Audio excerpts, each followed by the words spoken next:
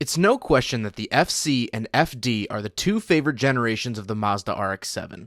While I love the first gen SA and FBs, this video is all about the differences between the Rotary brothers, better known as the FC and FD RX-7.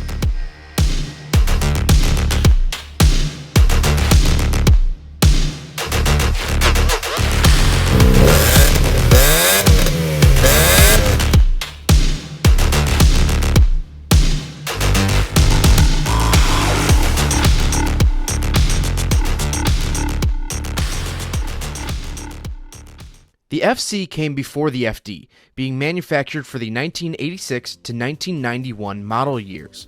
The FD picked up where the FC left off and was manufactured for the 1993 through 2002 model years. However, there's some baggage that goes along with those dates. First of all, there were very few FDs ever sold in 1992. It's disputed if 1992 FDs actually exist. It's essentially a gap year for the RX-7, like that hippie kid from high school or the Miata in 1998.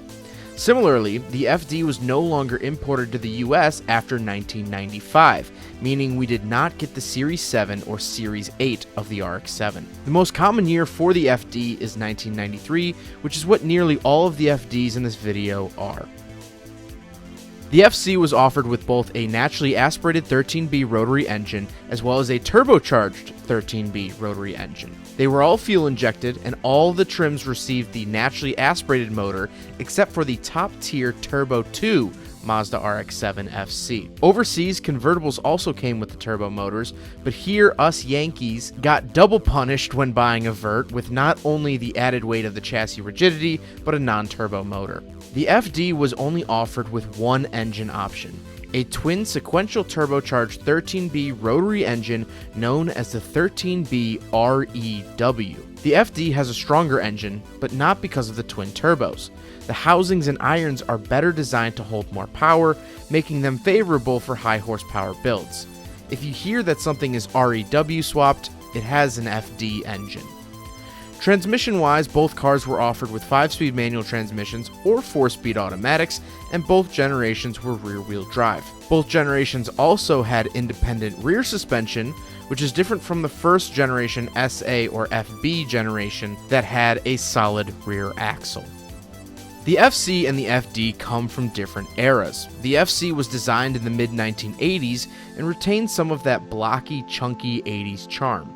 The FD was designed in the early 1990s and adopted the curvy trend of the era, as well as Mazda took extra interest in the aerodynamics of the car. This was partially because of the gentleman's horsepower agreement of the 1990s, but that's a different topic for another video. All RX-7s had pop-up headlights as well, and any RX-7 that does not have pop-up headlights has been modified to be that way. Driving the two generations feels very different to me, and keep in mind this is the vehicles in their stock form. The naturally aspirated FC drives like any other rotary. It's comparable to a first-gen FB. But let's talk about the Turbo 2 and the FD. The FC had a single turbo setup and offers a more punchy turbo feeling. It's more traditional to other turbo cars like a WRX or a Civic Type R. However, it's still a rotary, so it revs to the moon and sounds like a bunch of angry bees. The FD is different. It doesn't feel quicker than the FC, but it is. Smooth is the name of the game for the FD. The first turbo spool's really low, filling in the gap that rotary engines suffer from, which is low RPM bogging. If you drive any rotary vehicle below 4,000 RPM, it feels like you're driving a used mail truck. But in the FD, when you're in the natural sweet spot for rotaries, which is about 4,500 RPM, the second turbo comes on and carries you to the stratosphere. It does all of this without a big power surge, and it feels similar to the Acura NSX of the time, if the NSX had no ceiling. The FD is very, very smooth in its stock form. So long story short, the Turbo 2 RX-7 is a punch in the head, and the FD is 100 punches to the body. So these are the main differences between the FC and the FD RX-7.